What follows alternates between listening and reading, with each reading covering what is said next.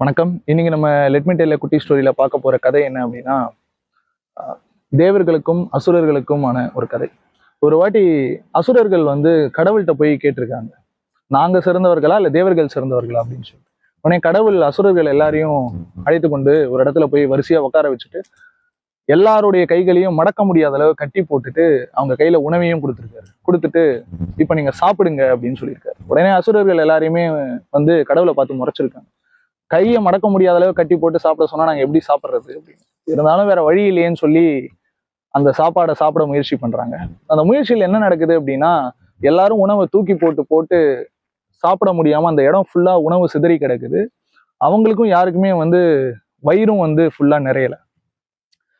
இப்போ கடவுள் பாக்குறாரு, அந்த அசுரர்கள் எல்லாருடைய கட்டையும் அவிழ்த்து விட்டு அவங்க எல்லாரையும் அழைத்துட்டு தேவர்கள் இருக்கிற இடத்துக்கு போறாரு. தேவர்களுக்கும் அதே மாதிரி கைகளை கட்டி போட்டு அவங்க கையிலயும் உணவு கொடுக்குறாரு. இப்போ மடக்க முடியாத அளவு கைகளை கட்டி போட்டு உணவு கொடுத்த அப்புறம் அந்த தேவர்கள் எப்படி சாப்பிட்டுருப்பாங்கன்னு நீங்க நினைக்கிறீங்க? அவங்களால சாப்பிட முடியலன்னு சொல்லிட்டு அந்த தேவர்கள் எல்லாரும் தன் அருகில் இருந்தவங்களுக்கு ஊட்டி விட்டுருக்காங்க. அப்படி ஒவ்வொருத்தரும் தனக்கு அருகில் இருக்கிறவங்களுக்கு ஊட்டி விட அந்த இடத்துல இருக்க எல்லாருக்குமே வயிறு நிறைய அளவு சாப்பாடு கிடைச்சிருக்கு. அந்த இடத்துல சாப்பாடு எதுவும் சிதறி போகல.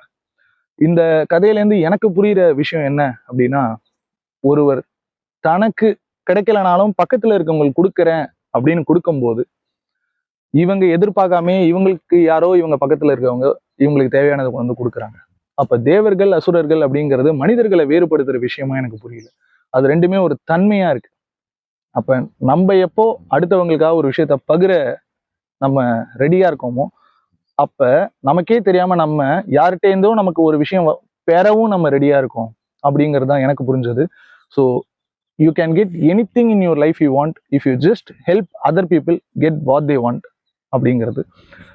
இதே மாதிரி உங்களுக்கு இந்த கதை மூலமா என்ன புரிஞ்சதோ அதை கமெண்ட் பண்ணுங்க அண்ட் லிசன் டு லைஃப்க்கு சப்ஸ்கிரைப் பண்ணுங்க. நன்றி.